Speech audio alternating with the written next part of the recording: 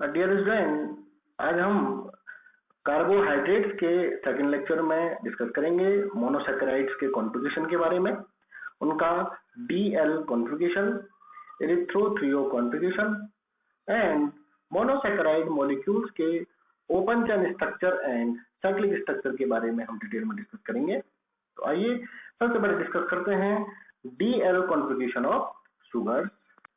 तो 19th century के starting तक हमारे साइंटिस्ट ने natural and synthetic sugar molecule के स्ट्रक्चर को डिटरमाइन करना प्रारंभ कर दिया था और इसी क्रम में उन्होंने देखा कि लोअर शुगर मॉलिक्यूल को अपग्रेड करके हायर शुगर मॉलिक्यूल्स में कन्वर्ट किया जा सकता है, यानी कि ट्रायोस शुगर को टेट्रो शुगर में, टेट्रो शुगर को पेंटो शुगर में और पेंटो शुगर को हेक्सो शुगर में कन्वर्ट किया जा सकता है। और इसी के अपोजिट हायर शुगर मॉलिक्यूल्स को डिग्रेड करके लोअर शुगर मॉलिक्यूल्स में कन्वर्ट किया जा सकता है।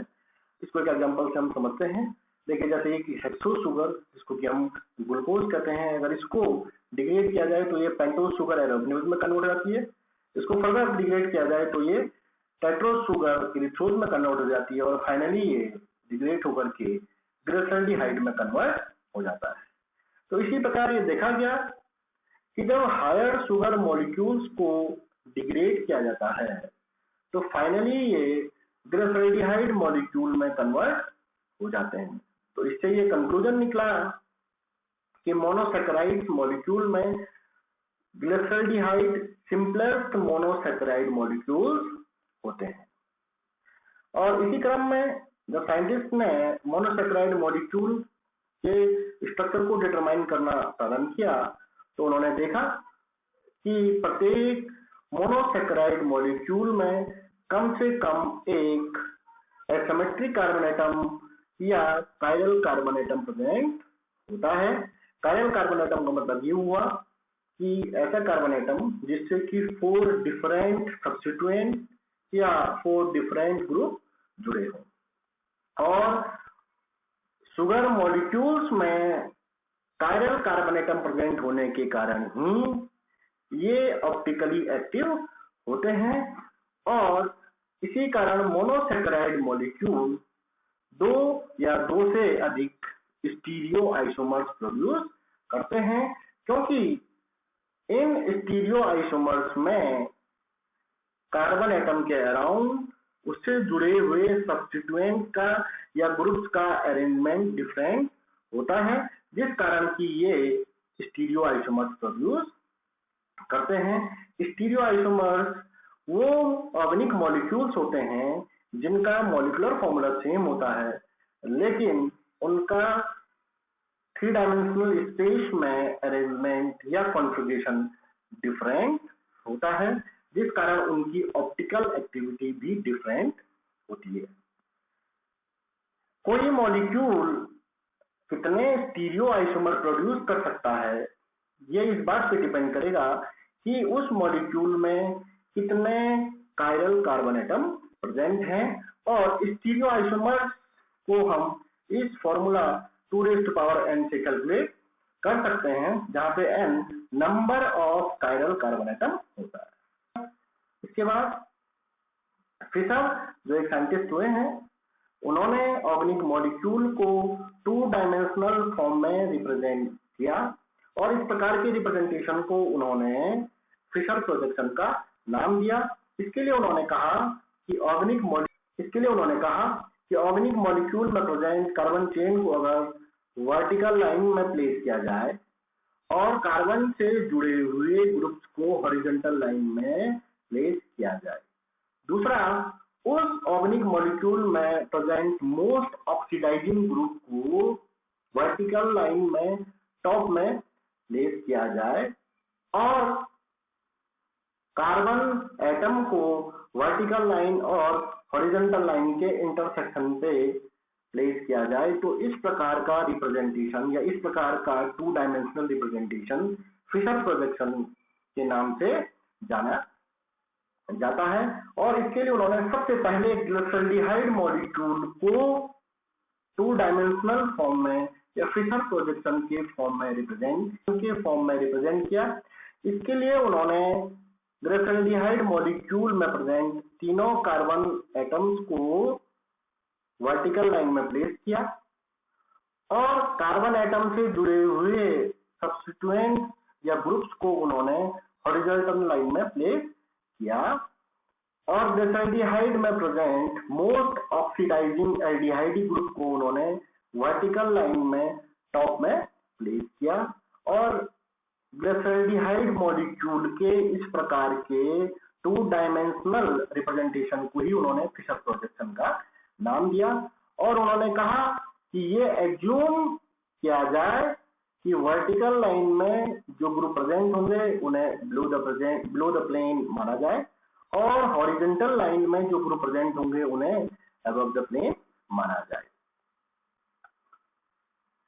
और जब फिशर ने ग्लिसरॉल्डिहाइड मॉलिक्यूल को 2 डायमेंशनल या फिशर प्रोजेक्शन के फॉर्म में रिप्रेजेंट किया तो उन्होंने देखा कि ग्लिसरॉल्डिहाइड मॉलिक्यूल 2 आइसोमरिक फॉर्म में प्रेजेंट होता है। आप देख सकते हैं इसमें ये ग्लिसरॉल्डिहाइड मॉलिक्यूल में तीनों कार्बन चेन तो वर्टिकल लाइन में प्लेस्ड हैं, इसमें कोई चेंज नहीं किया जा सकता, लेकिन हॉरिजॉन्टल लाइन में प्रेजेंट ग्रुप्स की पोजीशन को चेंज करके या इनका अरेंजमेंट चेंज करके हम इस मॉलिक्यूल का कॉन्फ़िगरेशन चेंज कर सकते हैं। और यहाँ पे आप देख सकते हैं इस मॉलिक्यूल में जैसे hydroxyl group right hand side को है, तो अगर इस हाइड्रोक्सिल ग्रुप को लेफ्ट हैंड साइड में रख दिया जाए तो इस मॉलिक्यूल का कॉन्फ़िगरेशन चेंज हो जाएगा और ये एक आइसोमर प्रोड्यूस करता है और ये दोनों आइसोमर्स स्टीरियो आइसोमर्स कहलाते हैं। और क्योंकि ये दोनों आइसोमर्स एक दूसरे के non super imposable mirror images हैं, इसलिए इन्हें एनेंटियोमर का नाम दिया जाता है। इन दोनों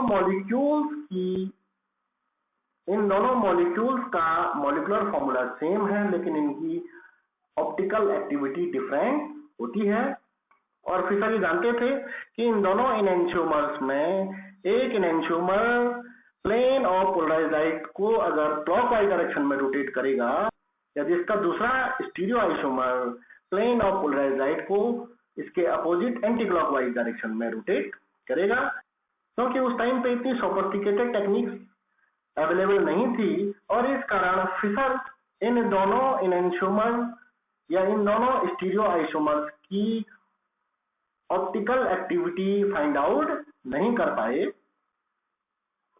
और इसके बाद 1906 में रोजानॉफ जो साइंटिस्ट हुए हैं, उन्होंने फिशर के कॉन्सेप्ट को ही आगे बढ़ाते हुए ये कहा कि अगर ग्लिसरॉल्डिहाइड मॉलिक्यूल को फिशर प्रोजेक्शन के फॉर्म में रिप्रेजेंट किया जाए तो सेकेंड कार्बन में प्रेजेंट हाइड्रोक्सिल ग्रुप को अगर राइट हैंड साइड में रख दिया जाए तो इस प्रकार के कॉन्फ़िगरेशन को डी कॉन्फ़िगरेशन कहा जाएगा और ये मॉलिक्यूल डी ग्लिसरॉल्डिहाइड के नाम से जाना जाएगा। और उसी प्रकार ग्लिसरॉल्डिहाइड मॉलिक्यूल के सेकेंड कार्बन से जुड़े हुए हाइड्रोक्सिल ग्रुप को अगर लेफ्ट हैंड साइड में प्लेस किया जाए तो इस प्रकार का कॉन्फ़िगरेशन एल कॉन्फ़िगरेशन कहलाएगा और ये मॉलिक्यूल एल ग्लिसरॉल्डिहाइड के नाम से जाना जाएगा।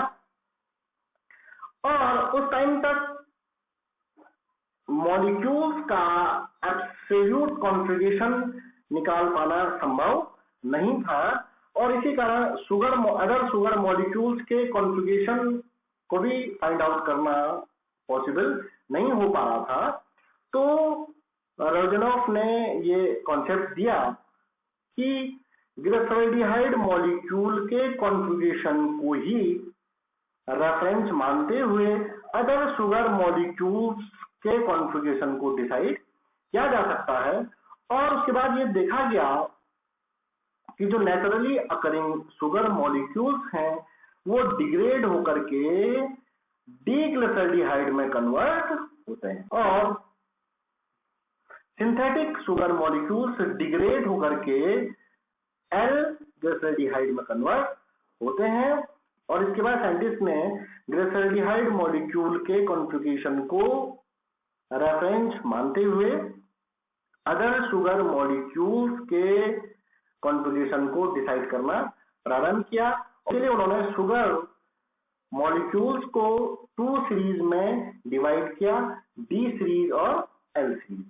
डी सीरीज में वो शुगर मॉलिक्यूल्स रखे गए जो डिग्रेड होकर के डीग्लिसरॉल्डिहाइड में कन्वर्ट होते हैं, और एल सीरीज में वो शुगर मॉलिक्यूल्स रखे गए जो डिग्रेड होकर के एल ग्लिसरॉल्डिहाइड में कन्वर्ट होते हैं। और इसको इस प्रकार से भी समझा जा सकता है कि डी सीरीज में वो शुगर मॉलिक्यूल्स रखे गए जिन शुगर मॉलिक्यूल्स का बॉटम एसिमेट्रिक कार्बन एटम या पेन अल्टीमेट कार्बन एटम का कॉन्फ़िगरेशन डीग्लिसरॉल्डिहाइड जैसा हो, और एल सीरीज में वो शुगर मॉलिक्यूल्स रखे गए जिन शुगर मॉलिक्यूल्स का बॉटम एसिमेट्रिक कार्बन एटम या पेन अल्टीमेट कार्बन एटम का कॉन्फ़िगरेशन एल ग्लिसरॉल्डिहाइड जैसा हो। जैसे यहाँ पे इस एग्जांपल से समझते हैं, ये डी ग्लूकोज का मॉलिक्यूल है और इस मॉलिक्यूल में 6 कार्बन एटम है, 1 2 3 4 5 6।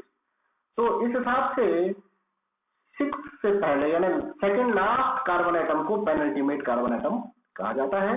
और अगर हम एसिमेट्रिक कार्बन एटम की बात करें तो इसमें ये फर्स्ट एसिमेट्रिक कार्बन एटम है, ये सेकंड, ये थर्ड और ये फोर्थ। तो ये वाला carbon atom bottom asymmetric carbon atom या लास्ट एसिमेट्रिक कार्बन एटम कहलाता है। और है हम पेनल्टीमेट कार्बन एटम या बॉटम एसिमेट्रिक कार्बन एटम के बेस पे हम शुगर मॉलिक्यूल्स का कॉन्फ़िगरेशन डिसाइड, और पेनल्टीमेट कार्बन एटम या बॉटम एसिमेट्रिक कार्बन एटम के कॉन्फ़िगरेशन को ही चूज क्यों किया गया?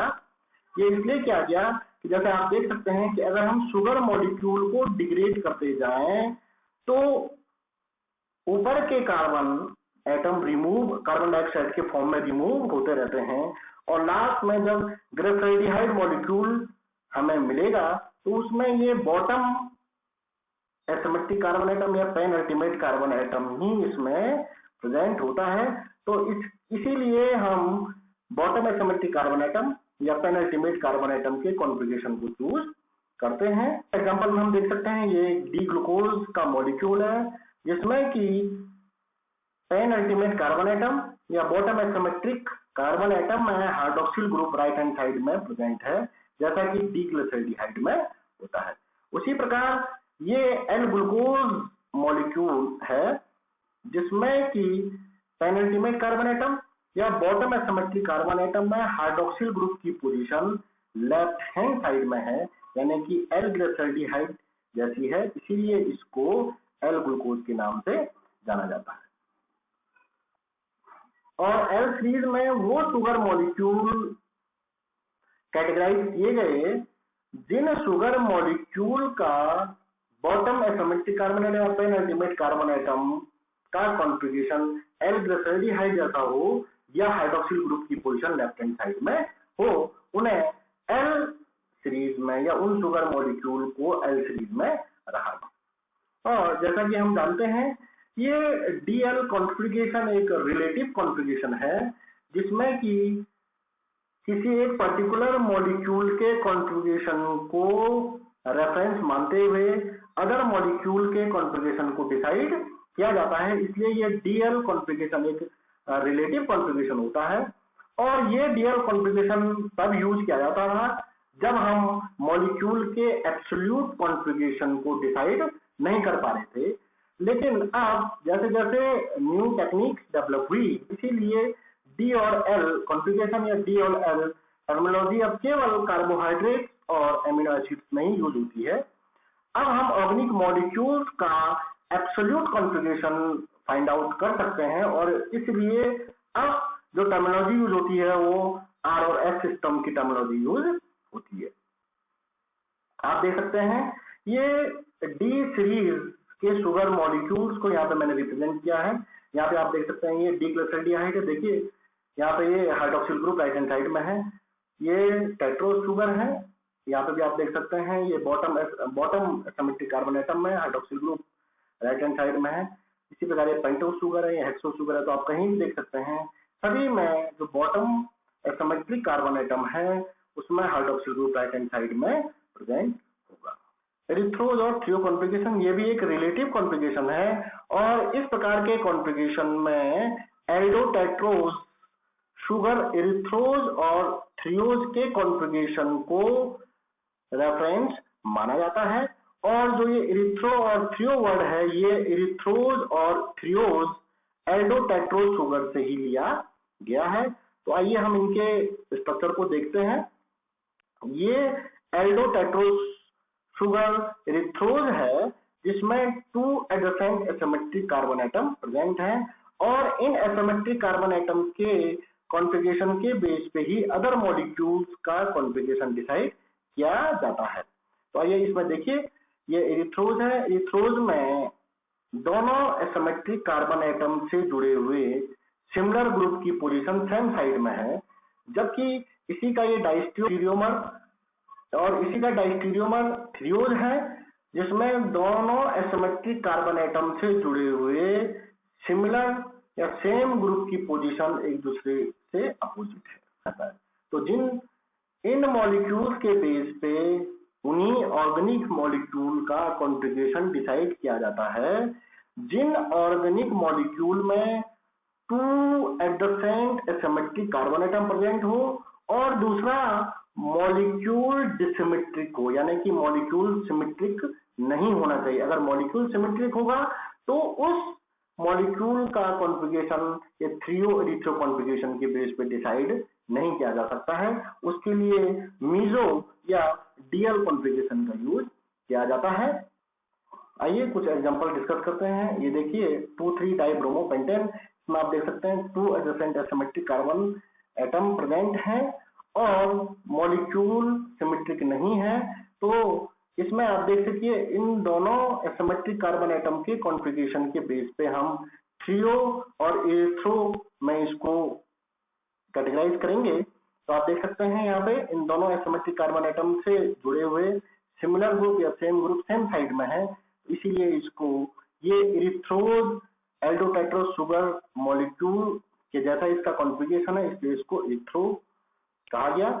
और इसी का डायस्टीरियोमर आप देख सकते हैं, इसमें दोनों एसिमेट्रिक कार्बन एटम से जुड़े हुए सिमिलर ग्रुप एक दूसरे के अपोजिट हैं, इसलिए ये कॉन्फ़िगरेशन थ्रियोज एल्डोटेट्रोज शुगर मॉलिक्यूल जैसा है, इसीलिए इसको इस कॉन्फ़िगरेशन को थ्रियो कहा गया। इसी प्रकार ये सेकंड एग्जांपल में देखिए 3-chlorobutyne 2-ol, इसमें आप देख सकते हैं ये molecule adjacent asymmetric carbon atom present है। तो इस प्रकार के मॉलिक्यूल को हम थ्रियो और एरिथ्रो कॉन्फ़िगरेशन के बेस पे डिसाइड कर सकते हैं। देखिए ये 2 एडजेसेंट कार्बन एटम में जुड़े हुए सिमिलर ग्रुप की पोजीशन सेम साइड में है, इसलिए इसको एरिथ्रो कहा गया। और इसी के डायस्टीरियोमर में देखिए, इसी का डायस्टीरियोमर है, इसमें आप देख सकते हैं सिमिलर ग्रुप की पोजीशन एक दूसरे के अपोजिट है, इसलिए इसको हम थ्रियो कॉन्फ़िगरेशन कहेंगे। अब ये देखिए कुछ और मॉलिक्यूल्स हैं, इनमें 2 एडजेसेंट एसिमेट्रिक कार्बन एटम तो है लेकिन ये मॉलिक्यूल सिमेट्रिक है, इसमें प्लेन ऑफ सिमेट्री है। इस कारण इन मॉलिक्यूल्स को हम थ्रियो और एरिथ्रो कॉन्फ़िगरेशन के बेस पे डिसाइड नहीं कर सकते हैं, इनको हम मीजो डीएल के फॉर्म में रिप्रेजेंट करेंगे। एपीमर, जब किन्हीं 2 ऑर्गेनिक मॉलिक्यूल जिनका मॉलिक्यूलर फॉर्मूला सेम हो लेकिन उनका कॉन्फ़िगरेशन किसी एक एसिमेट्रिक कार्बन एटम पे डिफरेंट हो, तो इस प्रकार के आइसोमर्स को हम एपीमर्स कहते हैं। और शुगर मॉलिक्यूल्स में इस प्रकार की आइसोमेरिज्म बहुत ज्यादा मिलती है। आप देख सकते हैं ये डी मैनोज है और डी ग्लूकोज है, इसमें आप देख सकते हैं इन दोनों मॉलिक्यूल्स का, इन दोनों शुगर मॉलिक्यूल्स का मॉलिक्यूलर फॉर्मूला सेम है, लेकिन इन दोनों का कॉन्फ़िगरेशन सेकंड कार्बन जो कि एक सिमेट्रिक कार्बन एटम, इस पे क्या है डिफरेंट है। यहाँ पे आप देख सकते हैं hydroxyl group left hand side में है और यहाँ पे ये राइट हैंड साइड में है, तो ये दोनों एपीमर कहलाएंगे। उसी प्रकार डी ग्लूकोज और डी गैलेक्टोज में देख सकते हैं इनका मॉलिक्यूलर फॉर्मूला सेम है, लेकिन C4 जो कि एक सिमेट्रिक कार्बन एटम, उसमें इन दोनों का कॉन्फ़िगरेशन डिफरेंट है। यहाँ देख सकते हैं आप hydroxyl group right hand side में है जबकि ये लेफ्ट हैंड साइड में है, ये भी क्या कहलाएंगे एपीमर्स कहलाएंगे। इसी प्रकार थ्रियोज और इसी प्रकार डिथ्रियोज और इरिथ्रियोज में भी आप देख सकते हैं सेकंड कार्बन जो कि एक एसिमेट्रिक कार्बन है, इसमें इनका कॉन्फ़िगरेशन डिफरेंट है, इसलिए दोनों भी आपस में epimer. Cyclic structure of monosaccharide. अब मोनोसैकेराइड के साइक्लिक स्ट्रक्चर को डिस्कस करने से पहले मैं कुछ चीज यहाँ पे डिस्कस करना चाहूंगा। तो जब एल्डिहाइड की रिएक्शन एसिड कैटालिस्ट की प्रेजेंस में अल्कोहल से की जाती है तो यह हेमी एसिटल में कन्वर्ट हो जाता है, जो कि एक अनस्टेबल स्पीसीज है, इसको आइसोलेट करना संभव नहीं है। और जो फर्दर अल्कोहल की एक्सेस अमाउंट होने पर अल्कोहल के साथ रिएक्ट करके एसिटल में कन्वर्ट हो जाता है, जो कि एक स्टेबल स्पीसीज है। इसी प्रकार अगर हम कीटोन की रिएक्शन एसिड कैटालिस्ट के प्रेजेंस में अल्कोहल से करें तो ये हेमी कीटल में कन्वर्ट हो जाता है और फर्दर ये भी एक अनस्टेबल स्पीसीज है और फर्दर ये अल्कोहल के साथ रिएक्ट होकर के स्टेबल कीटल में कन्वर्ट हो जाता है।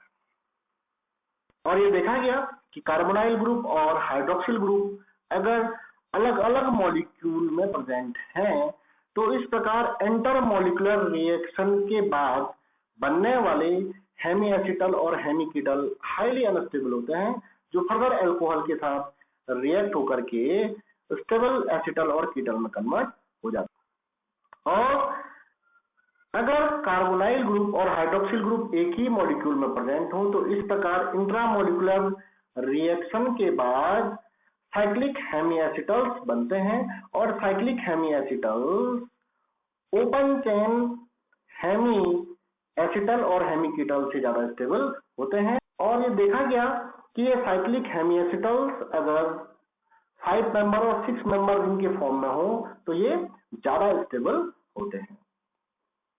तो आप ये देख सकते हैं यहाँ पे मैंने एक साइक्लिक हेमी एसिटल की फॉर्मेशन को प्रेजेंट किया है। तो आप यहाँ पे देख सकते हैं first, second, third, fourth, fifth carbon पे हाइड्रोक्सिल ग्रुप प्रेजेंट है और फर्स्ट कार्बन जो कि एल्डिहाइडिक कार्बन के फॉर्म में प्रेजेंट है। एसिड कैटालिस्ट के प्रेजेंस में ये हाइड्रोक्सिल ग्रुप जो कि एक न्यूक्लियोफाइल की तरह फंक्शन करेगा, ये कार्बोनाइल कार्बन जो कि एक इलेक्ट्रोफाइल की तरह फंक्शन करता है, इस पर अटैक करेगा और साइक्लिक हेमी एसिटल में कन्वर्ट हो जाता है और ये 6 मेंबर एक साइक्लिक हेमी एसिटल फॉर्मेशन होती है, जो कि एक स्टेबल स्पीसीज है। तो इसी प्रकार अगर हम ग्लूकोज के साइक्लिक स्ट्रक्चर की बात करें तो ये देखा गया ग्लूकोज में एल्डिहाइड ग्रुप प्रेजेंट होता है और इसमें हाइड्रोक्सिल ग्रुप भी प्रेजेंट होता है और यहाँ पर भी इंट्रामोलिकुलर रिएक्शन होने के बाद साइक्लिक हेमी एसिटल फॉर्मेशन होती है। तो ये देखा गया सॉलिड और क्रिस्टलाइन फॉर्म में जो ये ग्लूकोज है या एल्डोजेज हैं, ये साइक्लिक हेमी एसिटल के फॉर्म में पाए जाते हैं और सॉल्यूशन फॉर्म में भी ये एल्डोजेज ओपन चेन स्ट्रक्चर और साइक्लिक हेमी एसिटल के फॉर्म में इक्विलिब्रियम में रहते हैं। तो ये डी ग्लूकोज का ओपन चेन स्ट्रक्चर है जिसमें 1 2 3 4 5 6 कार्बन है। बॉटम में सिमेट्रिक कार्बन एटम या पेनल्टीमेट कार्बन एटम में हाइड्रोक्सिल ग्रुप की पोजीशन राइट हैंड साइड में है, इसलिए डी ग्लूकोज है। और फर्स्ट कार्बन जो ये है ये एल्डिहाइडिक कार्बन है। तो इसमें भी जो ये फिफ्थ कार्बन में प्रेजेंट हाइड्रोक्सिल ग्रुप है, ये न्यूक्लियोफाइल की तरह फंक्शन करेगा और यह फर्स्ट कार्बन एटम जो कि एल्डिहाइडिक कार्बन है और इलेक्ट्रोफाइल की तरह फंक्शन करता है, उस पर अटैक करेगा और ये एक साइक्लिक हेमी एसिटल फॉर्म करता है। और ये साइक्लिक हेमी एसिटल इसलिए स्टेबल होता है क्योंकि 6 मेंबर एक रिंग फॉर्म होती है और इसीलिए ये 6 member cyclic hemiacetal open chain molecular structure से ज्यादा स्टेबल होते हैं। तो यहाँ पे आप देख सकते हैं फिफ्थ कार्बन में प्रेजेंट हाइड्रोक्सिल ग्रुप और फर्स्ट कार्बन जो कि एल्डिहाइडिक कार्बन है के बीच इंट्रामोलिकुलर रिएक्शन के फलस्वरूप एक 6 मेंबर साइक्लिक हेमी एसिटल की फॉर्मेशन होती है, जो कि स्ट्रक्चर से ज्यादा स्टेबल होता है। तो यहाँ पे आप देख सकते हैं कि इस प्रकार की रिएक्शन के बाद जो ये फर्स्ट कार्बन है ये अब एसिमेट्रिक कार्बन एटम में कन्वर्ट हो गया है और इसके कॉन्फ़िगरेशन के बेस पे यहाँ पे दो आइसोमर्स बन जाते हैं। तो जब फर्स्ट कार्बन में प्रेजेंट हाइड्रोक्सिल ग्रुप की पोजीशन राइट हैंड साइड में हो तो उसे अल्फा कॉन्फ़िगरेशन और इस मॉलिक्यूल को अल्फा डी ग्लूकोज कहा जाता है। और जब फर्स्ट कार्बन में प्रेजेंट हाइड्रोक्सिल ग्रुप की पोजीशन लेफ्ट हैंड साइड में हो तो इसे बीटा कॉन्फ़िगरेशन और इस मॉलिक्यूल को बीटा डी ग्लूकोज कहा जाता है। और आप देख सकते हैं कि फिफ्थ कार्बन में प्रेजेंट हाइड्रोक्सिल ग्रुप और फर्स्ट कार्बन जो कि एल्डिहाइड ग्रुप है इसके बीच एक 6 मेंबर साइक्लिक हेमिस्टर की फॉर्मेशन होती है जो कि पायरान मॉलिक्यूल के सिमिलर होती है। इसमें भी आप देख सकते हैं 1 2 3 4 5 और 6 ये ऑक्सीजन हेटेरोएटम की फॉर्म में प्रेजेंट होता है। और मोनोसैकेराइड के साइक्लिक स्ट्रक्चर को हम डिटेल में नेक्स्ट लेक्चर में डिस्कस करेंगे। Thank you.